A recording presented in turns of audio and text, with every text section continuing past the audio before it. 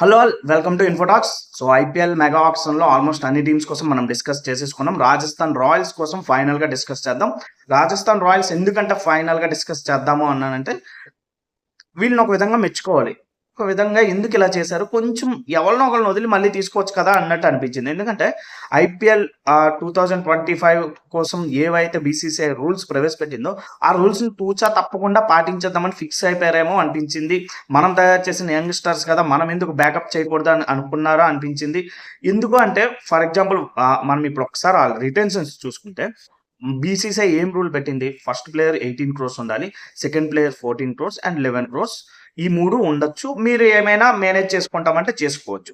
But fourth and fifth డెఫినెట్గా 18 and 14 ఉండాలని వాళ్ళు రూల్ పెట్టారు. అన్క్యాప్డ్ ప్లేయర్స్కి పక్కాగా 4 crores ఇవ్వాలి. మీరు 5 క్యాప్డ్ ప్లేయర్స్ని తీసుకొని ఒక అన్క్యాప్డ్ ప్లేయర్ని తీసుకోవచ్చు, లేదా 4 తీసుకొని 2 అన్క్యాప్డ్. 2 అనేది లిమిట్ అన్క్యాప్డ్కి, 5 అనేది క్యాప్డ్కి లిమిట్.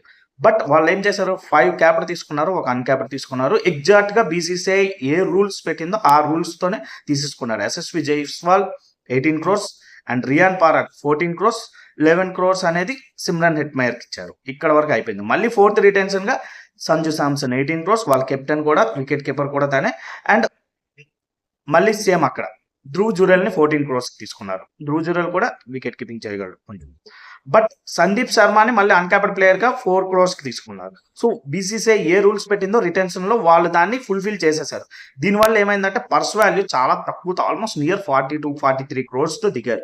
ఈ 43 crores వాళ్ళు చేయాల్సింది ఏంటంటే, మనం ఇప్పుడు చూసుకున్న టీంలో ఒక్కరు కూడా బౌలింగ్ వేసే వాళ్ళు లేరు, ఒక్క సందీప్ శర్మ తప్ప.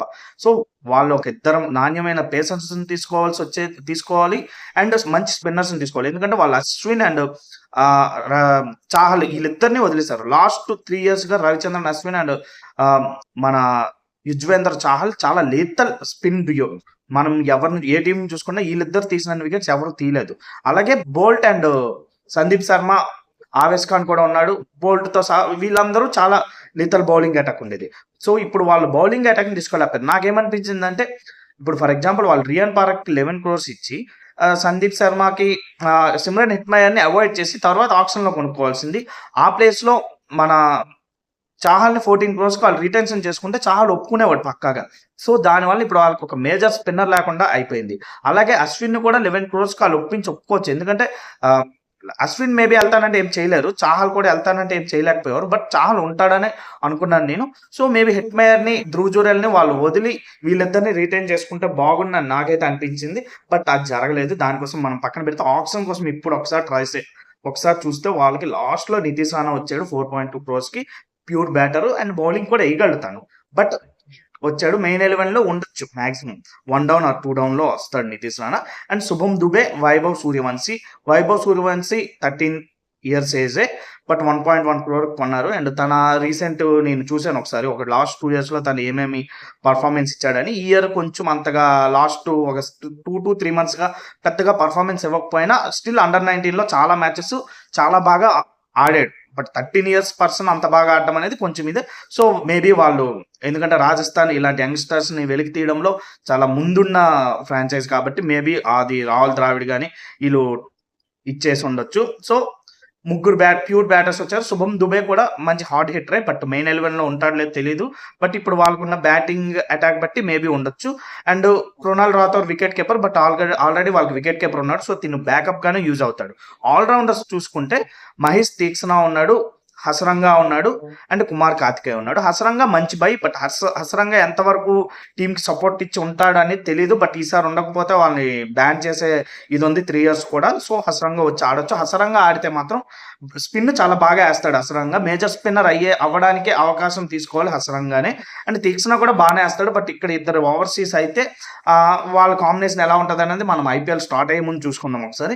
బట్ వీళ్ళిద్దరు కూడా మంచి ఆప్షన్. ఇప్పుడు మనం పేసర్స్ కోసం చూసుకుంటే జోఫ్రా ఆర్చర్ కోసం వెళ్ళాడు. యాక్చువల్గా గట్టిగా వెళ్ళారు వాళ్ళు, 12.5 crores వరకు వెళ్ళారు. ఎందుకు వెళ్ళారంటే జోఫ్రా ఆర్చర్ ఆల్రెడీ రాజస్థాన్తో ఉన్నాడు, బోల్ట్ మిస్ అయిపోతాడని తెలిసిపోయింది. సో ఆర్చర్ కోసం 12.5 crores వాళ్ళు గట్టిగా వెళ్ళడం జరిగింది.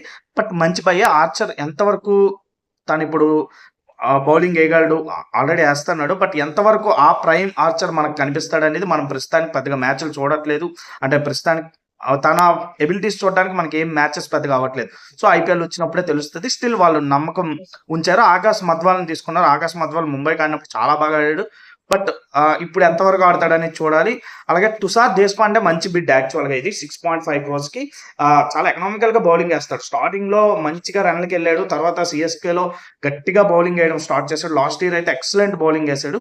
సిఎస్కే మేబీ మిస్ అయినట్టే అనిపిస్తుంది తుషార్ దేశపాండేని. బట్ సిఎస్కే వాళ్ళ కాంబినేషన్స్ చాలా ఈజీగా సెట్ చేసుకోగలరు. సో ఇక్కడ వీళ్ళ పేస్ అటాక్ బాగానే ఉందనిపిస్తుంది. బట్ ఎంతవరకు అంత బ్యాలెన్స్ సెట్ అవుతుందని తెలీదు. యుధ్వీర్ సింగ్ కూడా 35 lakhs కి వచ్చాడు. మంచి ఆప్షన్ ఇది. అండ్ ఫజ్లక్ ఫరూక్ 2 crores వచ్చాడు. ఇది కూడా మంచి ఆప్షనే. బట్ ఎంతవరకు టీంలో ఉంటాడని తెలీదు. అండ్ మఫాకా, అశోక్ శర్మ వీళ్ళిద్దరు కూడా మంచి ప్రైస్లకి వచ్చారు. 1.5 crores కి మఫాకా వచ్చాడు. బట్ ఎంతవరకు టీంలో ఉంటాడని తెలియదు. ఓవరాల్ గా రాజస్థాన్ కొంచెం ఆప్షన్ లో తర్జన భర్జన అయినా వాళ్ళకి కావాల్సిన ప్లేయర్స్ ని వాళ్ళు తెచ్చుకోవడానికి ప్రయత్నించారు. అండ్ కొంచెం ఇప్పుడు వాళ్ళని సాన పెడతారని మాత్రం అర్థమవుతుంది. రాహుల్ ద్రావిడ్ కానీ కుమార్ సంగక్కర కానీ. సో రాజస్థాన్ అందులో ఆ ఫ్రాంచైజ్ సిద్ధాస్తలే కాబట్టి మేబీ వాళ్ళని అందరినీ సైన్ చేసి ఒక మంచి టీం తయారు చేస్తారేమో అని అనిపిస్తుంది. సో ఇప్పుడైతే మేజర్ బర్డెన్ పక్కాగా ఎవరినైతే రిటెన్షన్ చేసుకున్నారో ఆ బ్యాటింగ్ యూనిట్ మీద అండ్ సందీప్ శర్మ మీద కానీ జోఫ్రా ఆర్చర్ మీద కానీ వీళ్ళ మీద గట్టిగా ఉంది. అలాగే నితీష్ రాణా మీద కూడా కొంచెం ఉంటుంది. ఓవరాల్గా అసరంగా పక్కాగా స్పిన్ విభాగాన్ని తీసుకోవాలి, హ్యాండిల్ చేయాలి, తనే స్పిన్ విభాగాన్ని నడిపించాల్సి ఉంటుంది. సో ఓవరాల్గా అయితే రాజస్థాన్ బాగుంది. బట్ స్టిల్ వాళ్ళ ఆక్షన్ వాళ్ళు రిటెన్షన్స్ వల్ల అంత బాగా పర్ఫార్మెన్స్ చేయడానికి అవకాశం కుదరలేకపోయినా ఎంతో కొంత బాగానే పర్ఫార్మెన్స్ ఇచ్చారు. చూద్దాం ఏం జరుగుతుంది అనేది ఐపీఎల్ ముందు మళ్ళీ డిస్కస్ చేసుకుందాం.